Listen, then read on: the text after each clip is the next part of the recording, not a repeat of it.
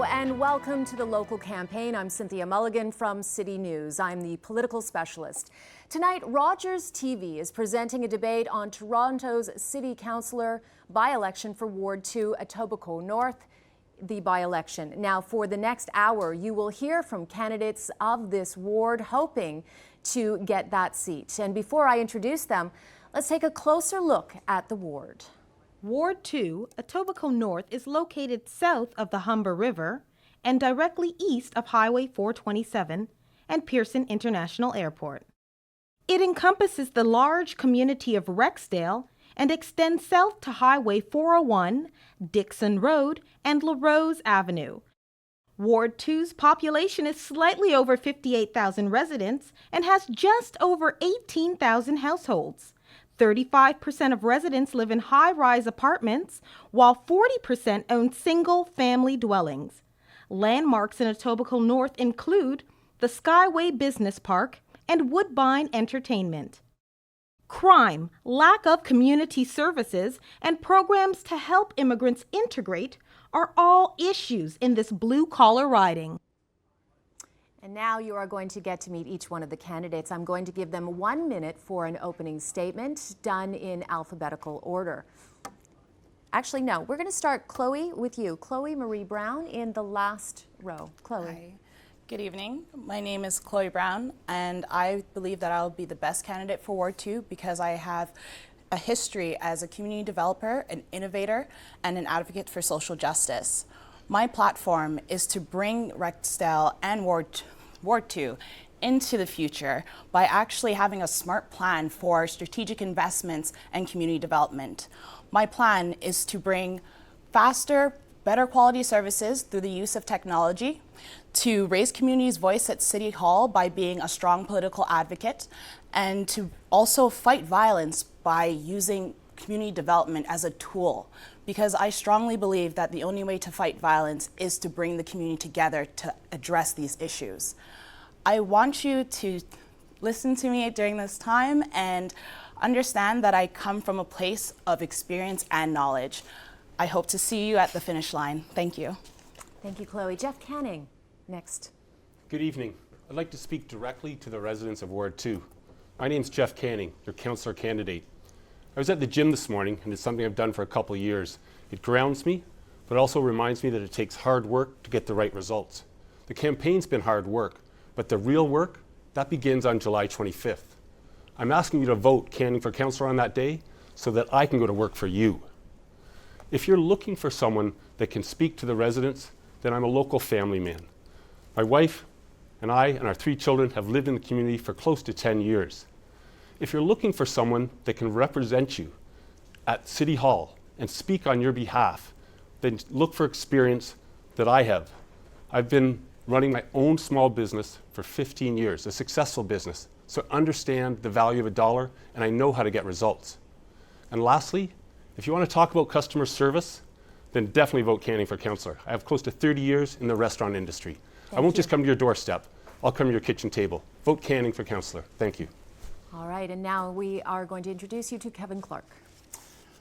People of Etobicoke North, I have the new nation. It is the people's nation. And my nation includes the supporters of Ford Nation. I have been a long-time adversary of Rob Ford. They have even labeled me the Black Rob Ford. I object to that because I'm not black. I'm just a human being from creation.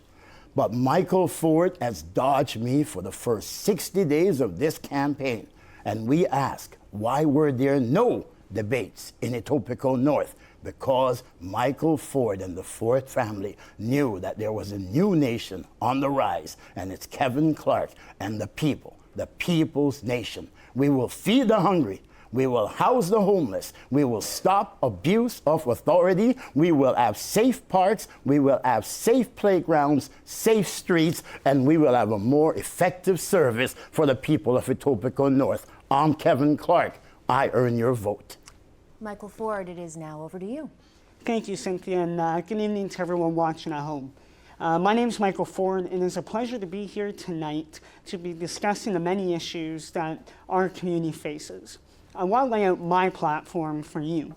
Number one is continuing the customer service that my family has given to the residents of Etobicoke North for over 2 decades. When you call my office, I'll be at the other end of the phone, and I will be at your door to serve you.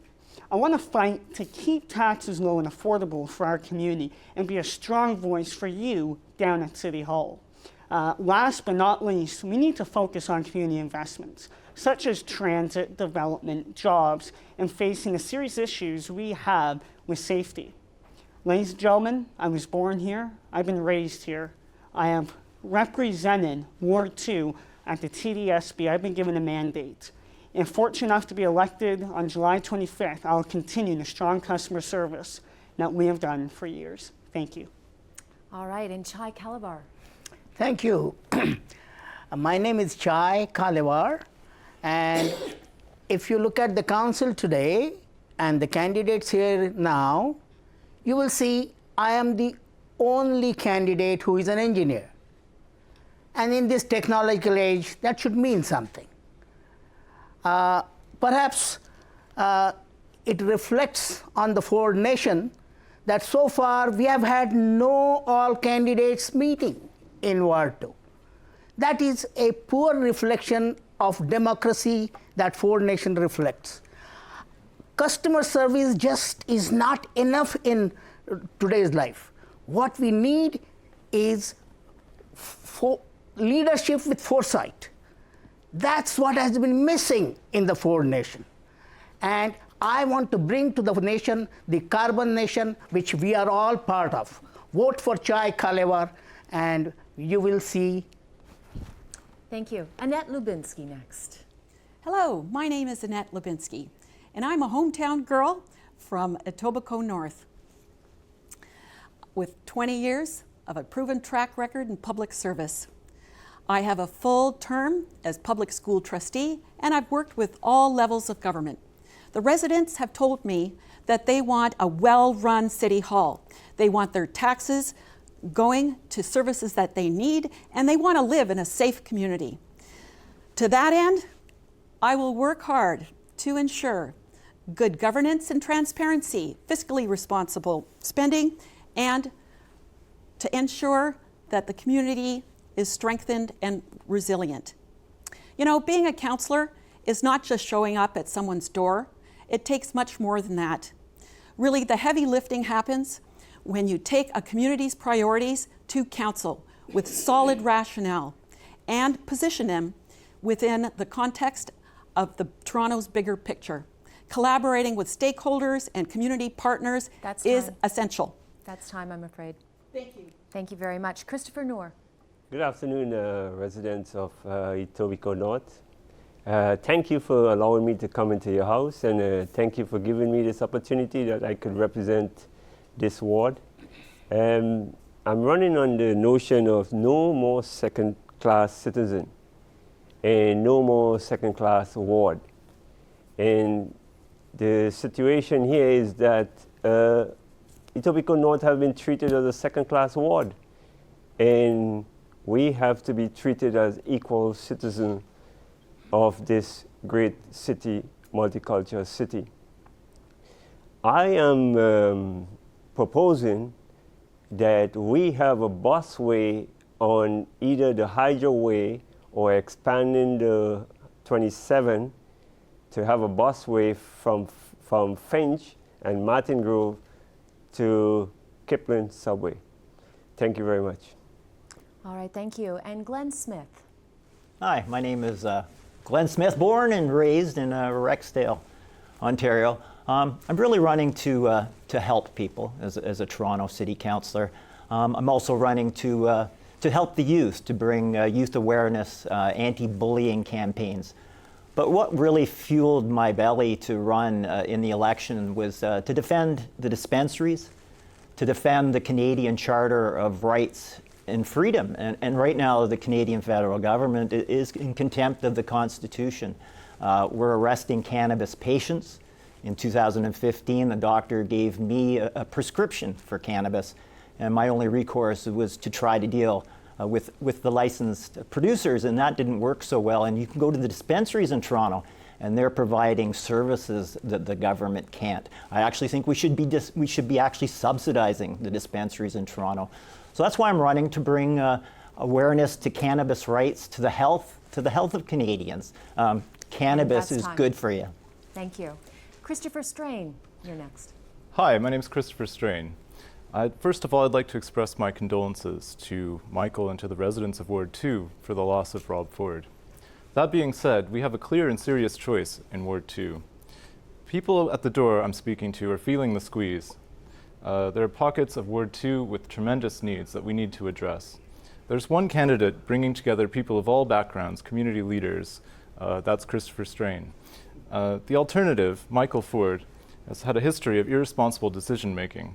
He abandoned Thistletown Community Centre, leaving it vulnerable to sell off. He has a record of causing a $250,000 by-election that we're in the middle of to replace him as trustee. Me and my team are ready to get going on day one to fight for Rexdale, to bring the investments, jobs, and development that we need for our people. Thank you. All right, and last but not least, Ken Street.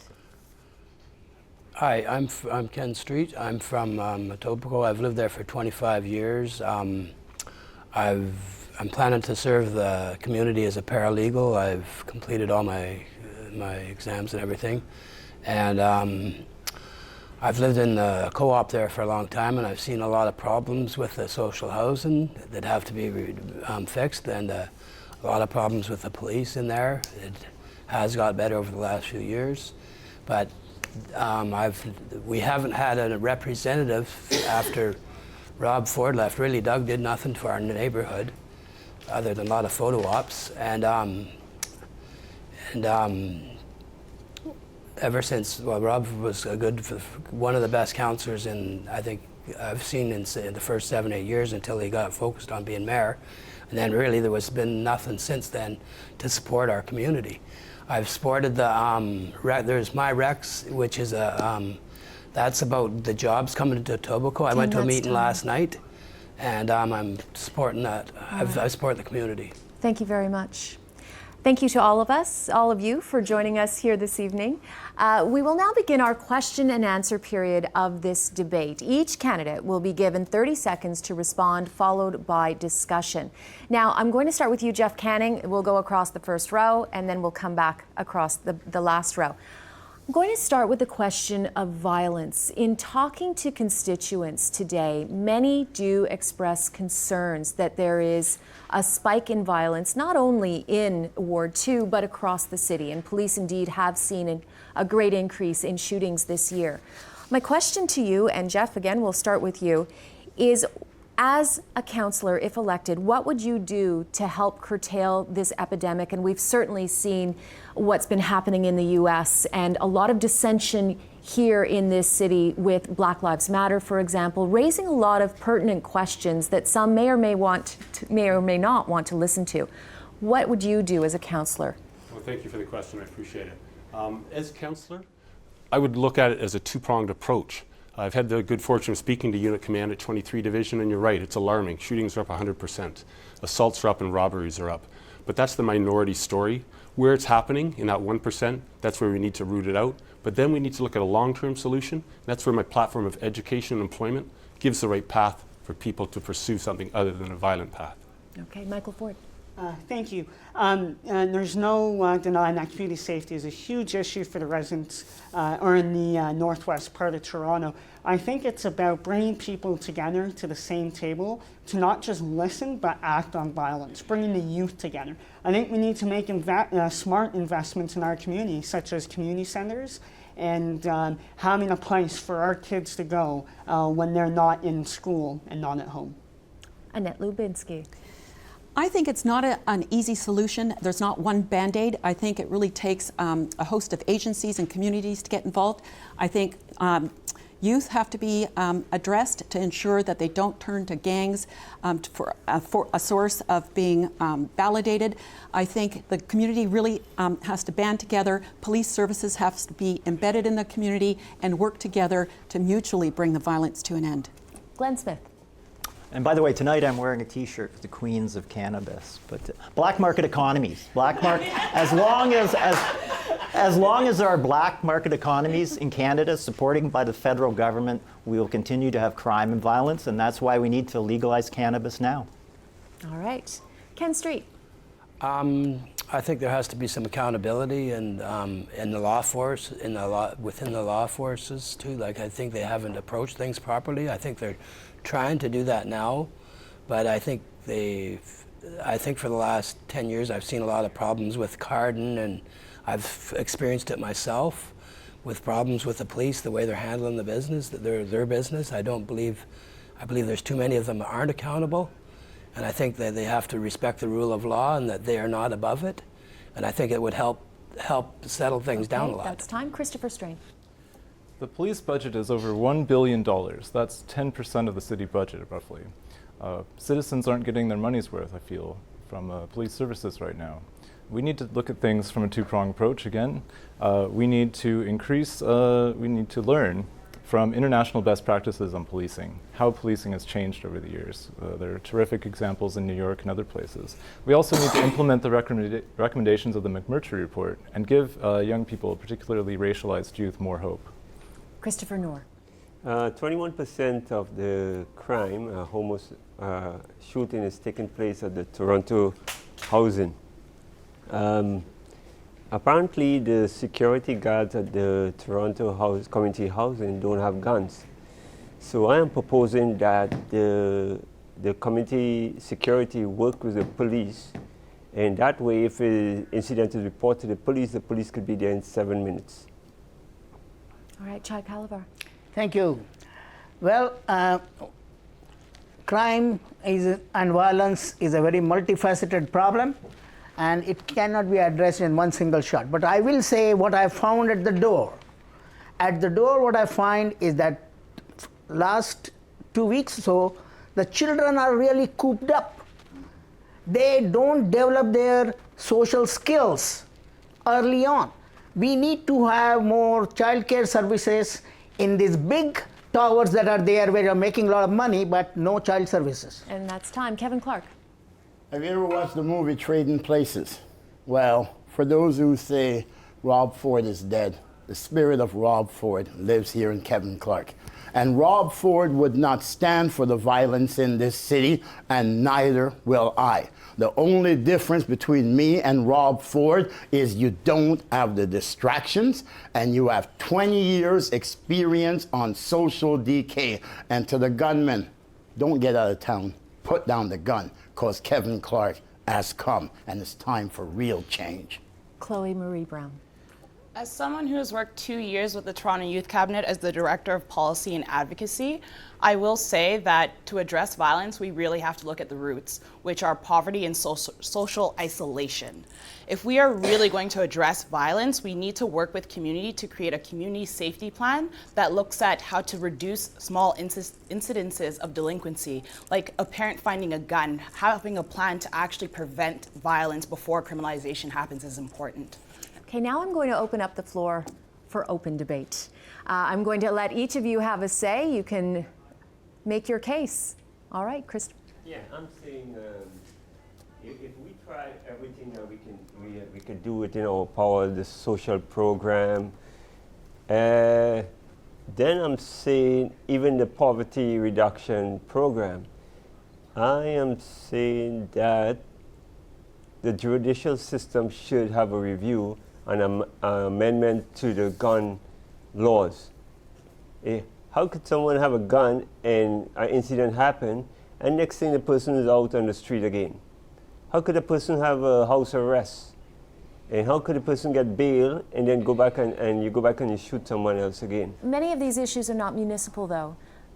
Well, I have a member of parliament in my riding, and the shooting is happening in Etobicoke North, so it is an incident that we'll have to take to the member of parliament. Jump in. But Cynthia, one thing I find is that speaking to leaders in the police force in our area, there are embedded police forces. There's a smaller liaison unit that works the Dixon Road apartments. And I've met with Sergeant Brian Beedman numerous times, and he shared with me the initiatives they're taking to try to reach out to the youth there.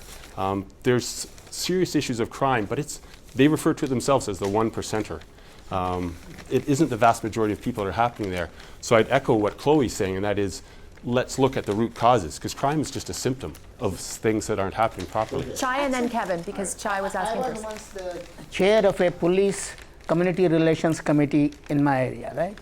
So I have some experience in that, but I will diverge from the crime issue because that will take the whole thing. There is also a larger issue in the city of traffic and gridlock. I suggest we start looking at taxing more the big cars, which pollute more. Okay, we're And going to if get we into do- transit if- in a moment. if we Let's do stick that- with crime Let's deal with first. crime. Kevin, we'll go to you. Well, you see, what people do not know is that I am the only man in Canadian history to have contested office for all 3 levels of government. So I will work with the municipal level of government, the provincial level of government, and the federal level of government, and we will come together with concrete strategy where all 3 levels of government are in constant communication. People should not have to live in fear in their homes from stray bullets, and I love the children with the bottom of my heart, and I'm asking those out there who play with the guns, you better run, because the fact of the matter is Kevin Clark has come, and I got an army behind me. It's not Ford Nation, it's the People's Army, and we're going to take back our streets, we're going to take back our city, and we're going to make this city a fun place for children to play Chloe. and for you to work. Chloe has the floor. So I'm going to actually answer the question.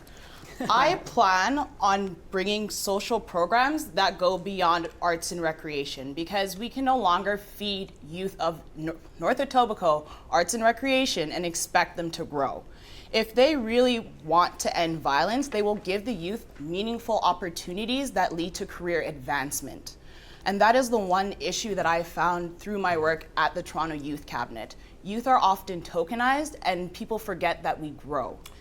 I just want to add to finish. Chloe. I think you've hit the point. I think you do have to start with youth. You need to give them hope.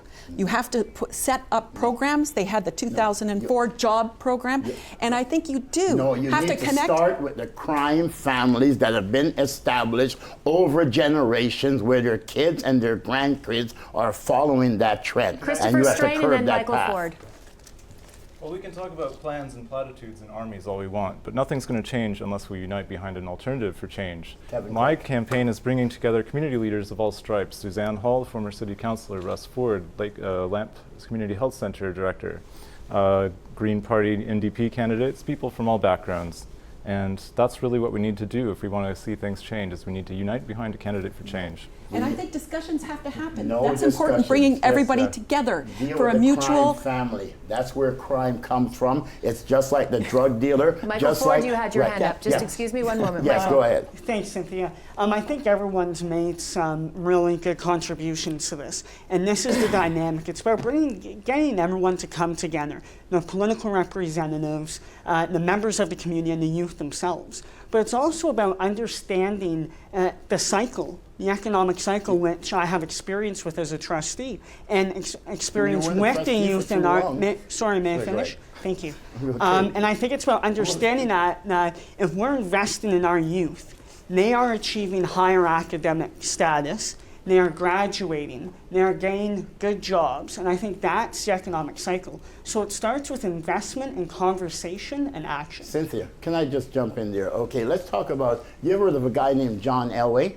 Doesn't he have a father, or doesn't he have a brother who plays football? When we talk about people like Ken Griffey, okay, did not his father play baseball? Now, same thing we have with constant crime. I am not going to mention the name of the families because you know my background. I was on the streets for years. I've been through the drugs just like Rob did. I've been through the crime and the violence. And I see the family trend. And these people are taught, don't talk to the police, don't so on, because they're from a large amount of families who are passing it down to their children. We have to find out these records of these individuals, and we have to start communicating with their children. want to and dispute give this? What's poisonous? What you're saying is poisonous because what you're implying is that crime is biologically passed down from child to crime parent. is. I have It is gone not. through it. I will not mention no name, my but gosh. I've been on the streets of Toronto and I've seen all the gang families, and you see it in Italian, you see it in Greek family, whatever race or Ken orientation. Street has been waiting patiently. It's not I'm going to let genetic, him it's have just a that they chance here. pass it down to their kids. I'm I not work being with prejudiced, I'm simply speaking from it's knowledge. a community. Kevin from Clark, knowledge. we're going to give Right. the floor to Ken Street at the Ken, moment, go please. ahead. It's a community organization called MyRex. I went to the meeting last night, and it's about the community, bringing jobs,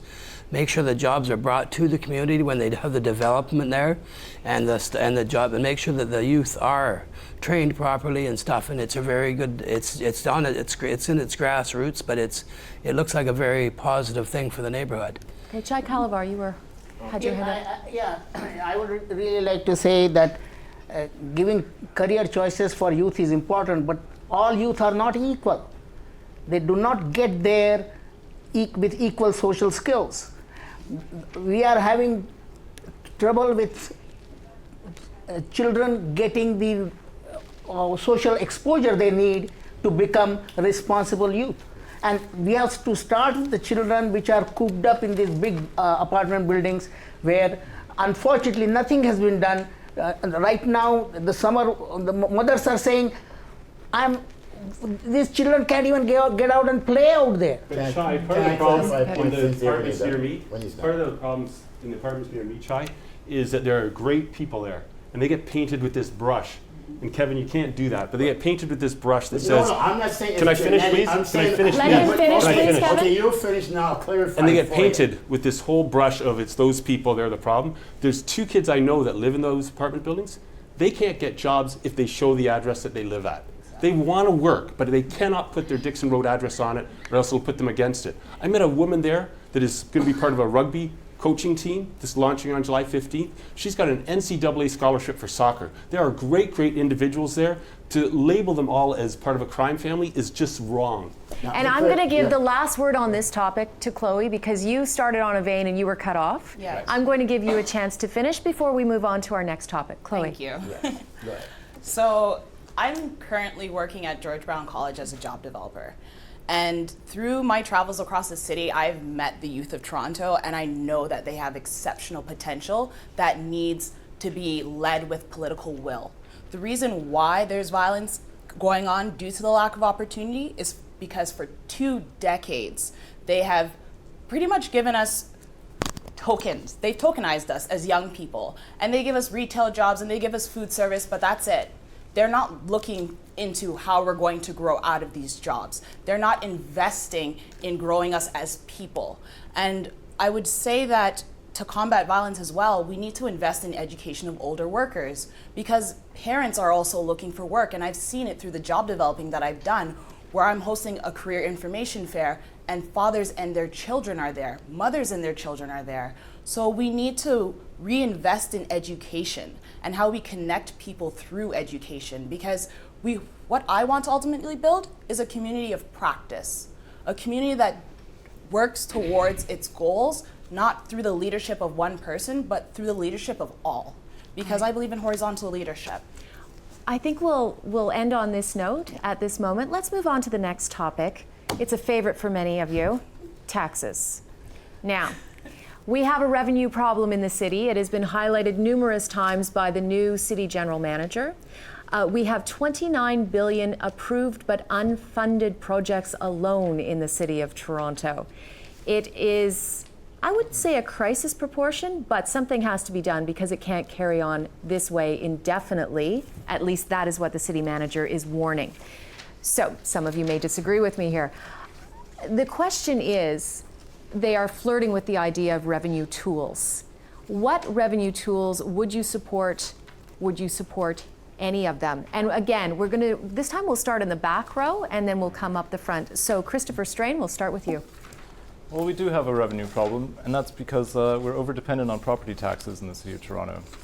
Despite the land transfer tax, we're still relying on direct property taxes for about 40% of the budget, which leaves us vulnerable to a market crash or other external factors.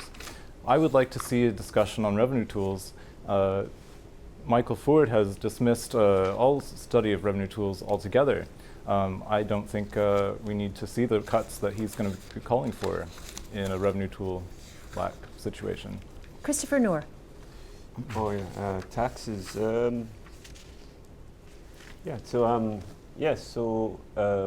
I think taxes should be on the luxurious good, and alcohol and cigarette.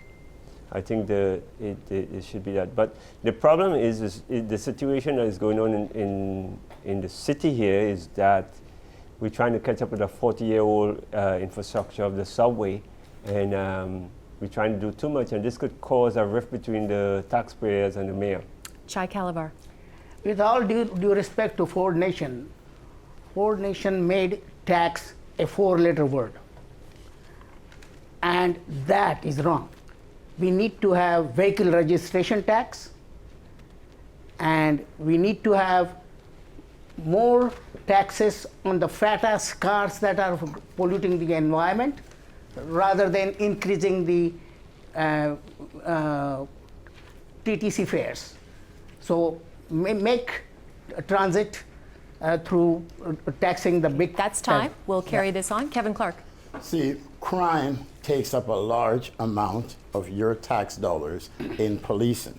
And like we were speaking earlier on the issue of crime, we're not saying that it's genetic, but we must end the environment. So people who are from crime family or crime community, and if that environment remains, then those individuals will follow that cycle. So we have to break that chain. We also have to break the chain of our criminal rehabilitation system that does not rehabilitate. Time's we have up. so much repeat offender, and that Thank will you. save money Chloe. on taxes.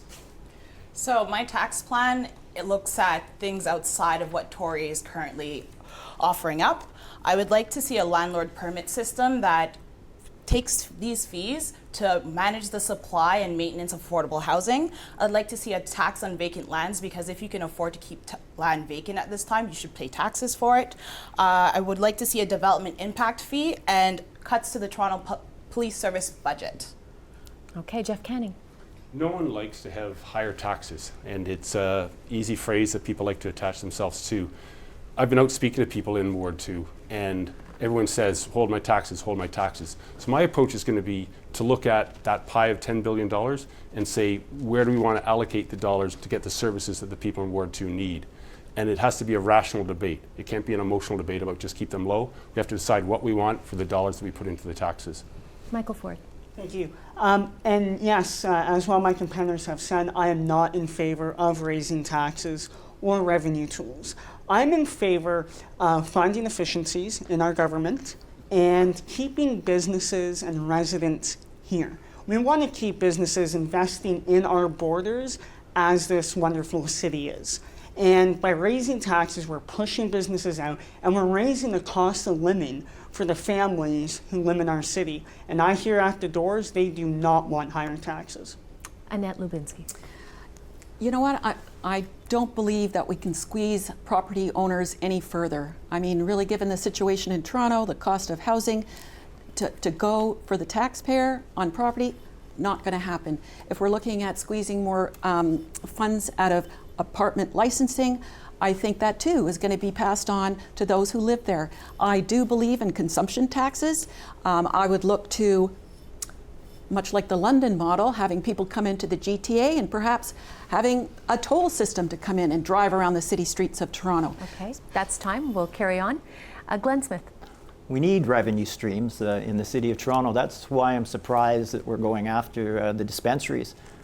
Cannabis currently trades at anywhere between $2,000 and $3,000 a pound. If you took a 5% HST, which if you buy cannabis in a dispensary, you'll pay a 5% tax. That is a revenue stream, and we could have revenue streams from licensing if the city was just to be a little bit more open-minded when it comes to cannabis in Canada.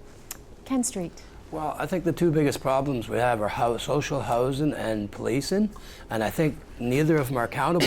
And I think if we held both of them accountable to what's being spent, and I've been involved with both of them, and I believe there's a lot of problems serious problems that need to be addressed, and they keep willy-nilly around them and not dealing with them. And it's because they're, I don't know whether it's their friends are in there getting the contracts, but there's no accountability. And that's, it's got to be changed, definitely, and I'll be working on that. Okay, I'm going to open the floor now. Christopher. Yeah, so what I'm saying is we need taxes to run our city. But when the mayor ran for the election in 2014 and I ran for city councillor in Ward 1, he said he was going to be accountable and he was going to be transparent. Where's the transparency? Where's the accountability? What I say could somebody tell me where is it? What I say we need to deal with is real issues such as social issues that are eating up a lot of taxpayers' dollars, such as the whole housing the homeless, such as the amount of money we're spending on our judicial system. We have a lot of waste. And if we accumulate that waste, like how Rob Ford was doing at City Hall, Rob was pushing to bring accountability. But what it was that Rob never got the results. Rob never got a solution to say, hey, this is the problem.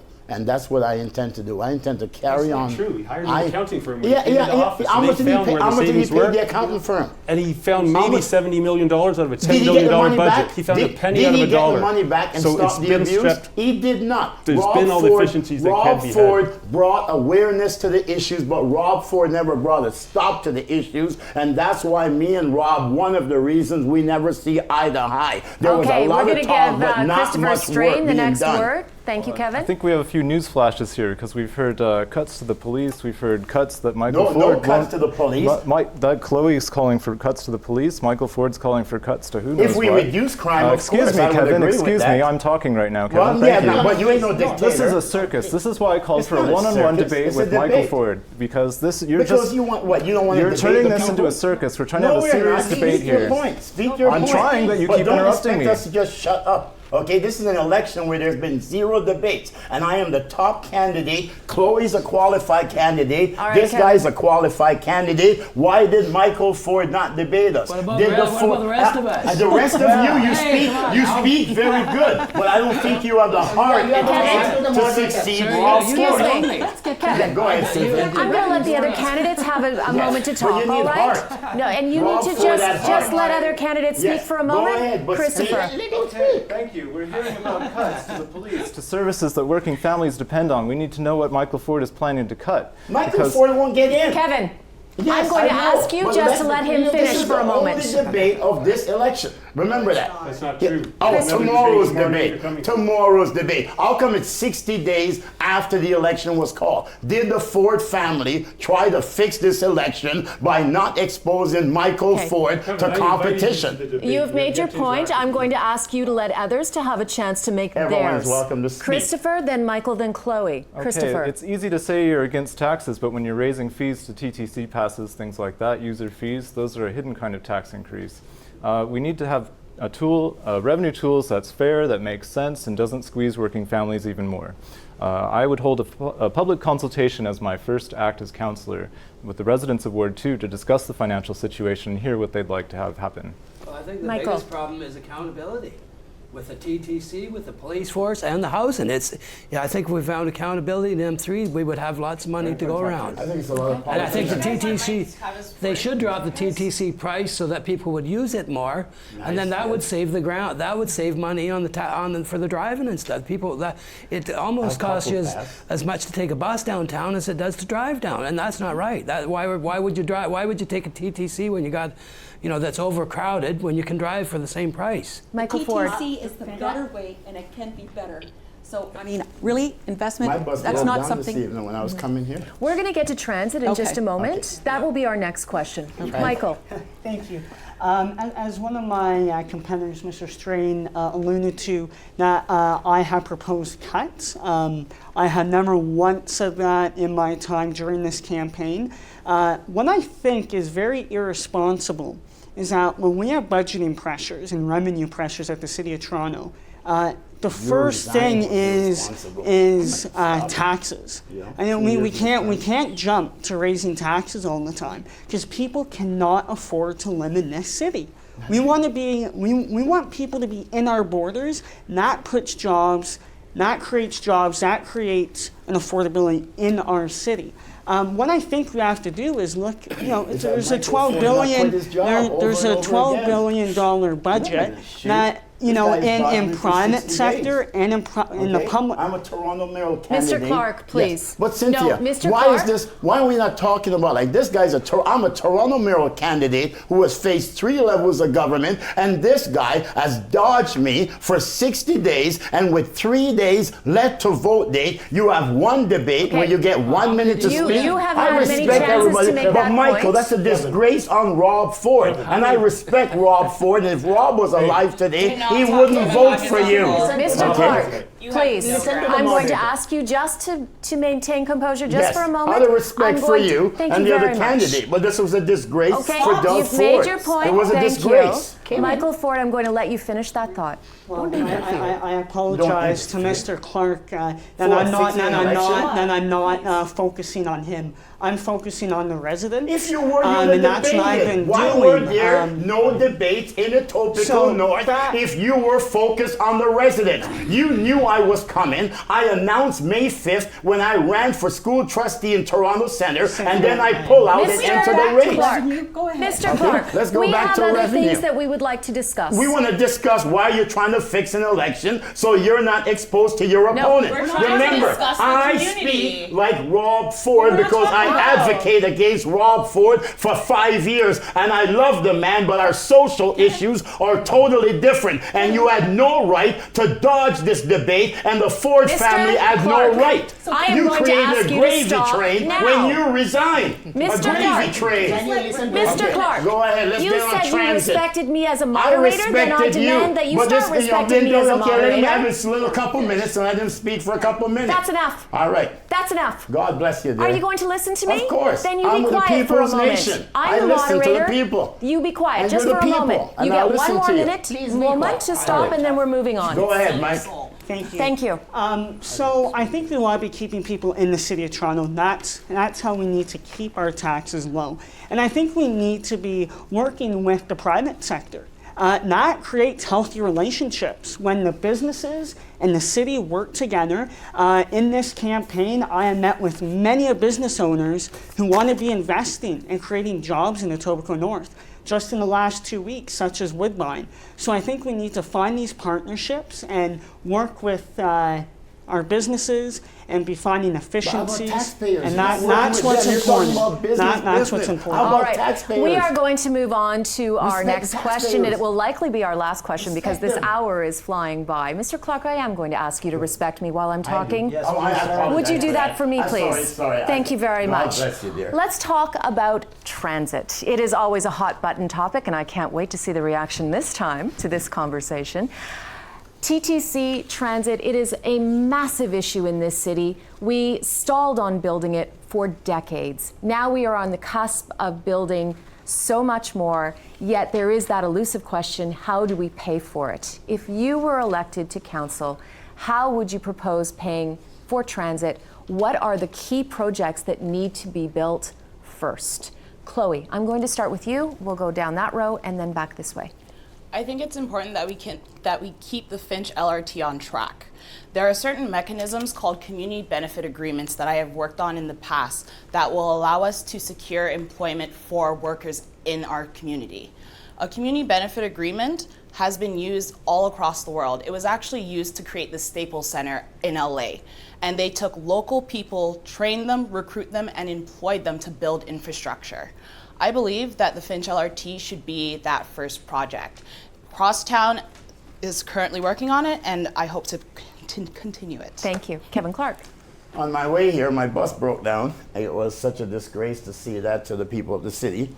And to our tourist mayor, John Tory, I will tell you that Michael Ford will not beat Kevin Clark in a Democratic election, and the people will kick him out of office if he gets elected for not facing his opponent. I would fix the transit in the city of Toronto first before I expand. Scarborough needs a transit system. Etobicoke most likely will, but I will fix our rating system to make sure it's efficient for all residents first. Thank you. Almost 20 years ago, the common sense revolution buried Eglinton subway. I think now it's being built, but again, we are missing a great opportunity. whenever we dug up St. Clair and now Eglinton, we should have used that opportunity to lay the pipes for geothermal pipes. That would have allowed us to have heating on at least those streets geothermally and saved on the environment. Thank you. Thank you. Christopher Noor. Yes, to the Scarborough subway, if you have a subway in Scarborough, and then you can build on top of that subway that goes to McCowan, and then you have a business hub. Also, if the LRT goes to Malvern Mall and there's condominium there, the investors will invest into the LRT. Thank you very much. Christopher Strain. First thing we have to do is stop the Scarborough subway gravy train, the one for the price of 3 train that costs $3.2 billion. We need to take that money and invest it in other projects right here in Etobicoke. I want to see 15-minute all-day both-way service on the GO line, whether it's called Smart Track, GO RER, or whatever it's called. You know, we have no idea what Michael Ford's position is on the Scarborough subway. You know what mine is. Ken Street. Well, I think it just boils down to accountability of the management of this big company. Is not. I've seen buses one after another, one empty and one full, and I'd see it over and repeatedly I see it, and they're supposed to be monitored by the company. So, and I don't know why this happens all the time. And also the LRT through Finch. I was at a meeting last night on Rexdale. I never did see anybody else there, and it was about getting jobs for the youth and making sure the jobs stay in Etobicoke for the people there.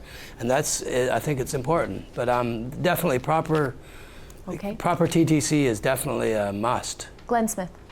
Yeah, Rexdale is really being overlooked when it comes to transit. It's actually very difficult to get from Etobicoke North down into the city. It really comes down to a distribution. I think there's too much money being spent on the Scarborough system, and that should be proportionately distributed amongst the whole city. Annette Lubinsky.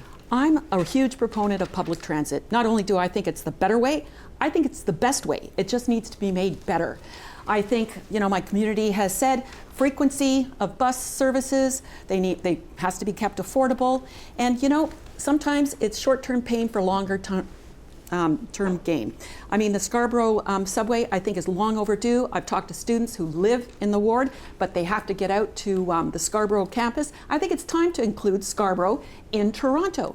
Okay, Michael Ford. Thank you. I think we should be focusing on Etobicoke North. This is the job we are vying to hold office for. I think we should be investing in Etobicoke North and transit and looking into the future.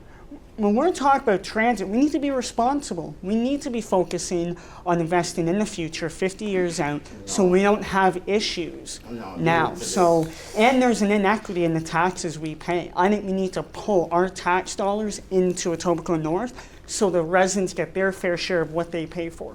Jeff Canning. Yeah, transit's a huge issue for sure in Etobicoke North and Ward 2. And the TTC is the largest piece of the budget. There's probably efficiencies that we can find within that budget that we can then allocate some of that money out. But there does need to be an investment in transit, and it's been neglected for decades. And that's why we're looking at these huge sums of money, $3 billion plus for the Scarborough transit system.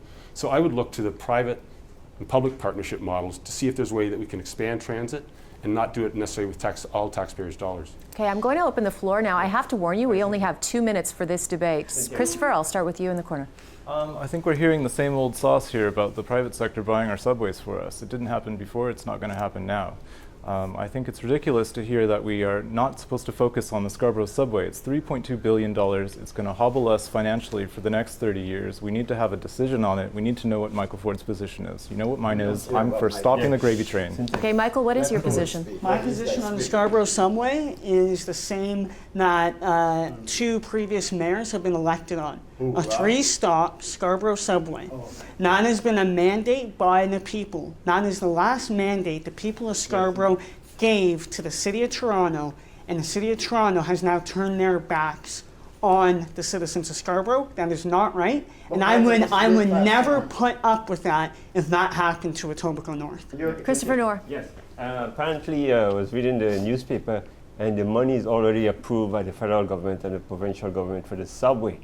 So I don't see what they're fighting about in the debate. Also, you already Just give me a second, bro. Also, the $75 million was spent into the studies of the subway, and the LRT is dying. The Scarborough LRT is dying. It's time for it. And what about, listen, if you rip off the LRT, then you have to run a bus services for 5 years. Chloe. So I actually spent 2 years in City Council, and I've watched the Scarborough Smart Track debate blossom into a monster. If I was elected, I would call for the cancellation of Smart Track because it actually has no merit. It depends on the big move created by Metrolinx in 2008. It relies on existing and new lines built by Metrolinx, who's responsible for regional transit. John Tory is overreaching in creating Smart Track, and he's also indebting us to his personal ambition to build transit. It's a 30-year tax levy. By the time that tax levy is paid off, I will be 50. Like, to give context, it's just, we can't, I don't believe in entrusting men without educations to plan things like this. I wouldn't let a surgeon without a certificate to do surgery on me. I don't believe that John Tory is in a position to make an expert opinion on how to build transit across the city. I'm curious, could people put their hands up first? Who would vote to continue the Scarborough subway? It is going to be before council yet again to be debated tomorrow. So hands up who agrees with continuing with the Scarborough subway. The money is already approved. It's approved by the federal. And hands up for the LRT. I would support both. Which one is most efficient for the people and which one will get them the immediate service with the least amount And of which wait one time. do you think that is? My friend, I would leave that up to good people like these individuals. I have some good candidates here except for Michael Ford, and I will be in there and I'll be like Rob Ford on the federal government. I'll be like Rob Chai Ford on the Calabar, provincial government thank you. and on the municipal government. Chai, And we'll you've get had it your done. hand up. I'll let you have a final say I'm here. glad you include me once in a while. I've done my best. But anyway, I think the smart track is not as smart as people think. I think John Tory will be much better off if he gets into a smart car and sets an example. Because 90% of the traffic in the city is one person per car. Yes, Imagine how Toronto will look if 90% of the cars in the city are smart cars. Okay, and on that note, I must wrap you. If you believe it or not, we are almost out of time. Now we are going to move on to closing statements. This will be done in reverse alphabetical order. So Ken Street, we are going to start with you. Well, it boils down to accountability. I think in the top parts of the government, I think there's not. I think we're just really suffering on people being accountable for what they do and what they say and what's going on with the money. I don't think it's being spent wisely, and especially in the social housing, and I mean, and the police too. And there's no efficiencies there. There's no accountability.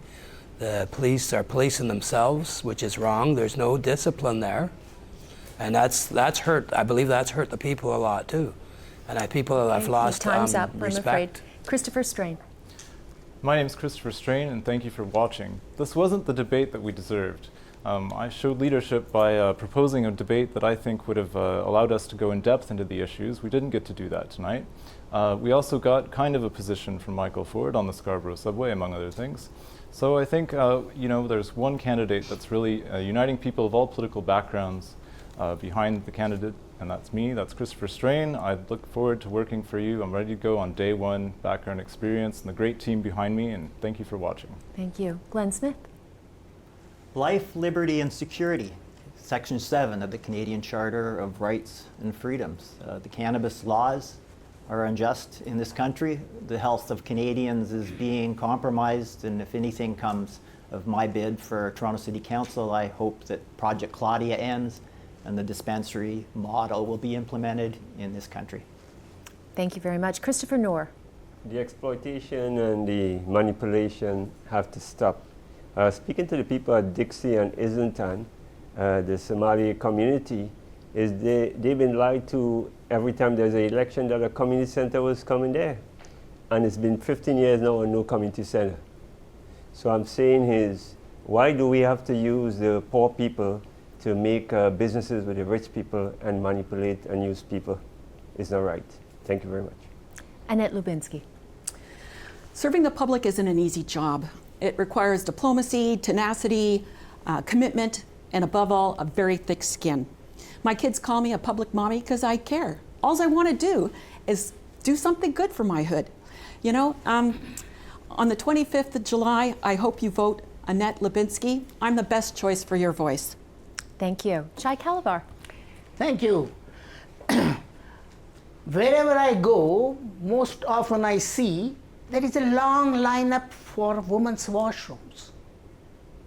And I suggest that there should be more women's washrooms than men's, because they have more physiological functions, like they have periods and pregnancies, which we don't have.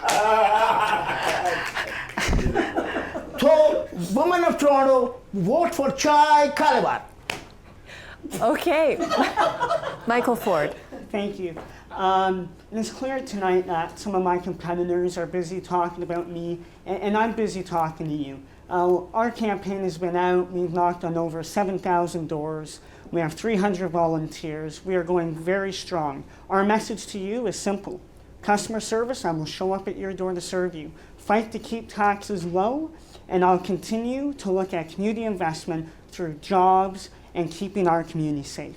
Thank you, and on July 25th, please vote Michael Ford. Okay, thank you. Kevin Clark.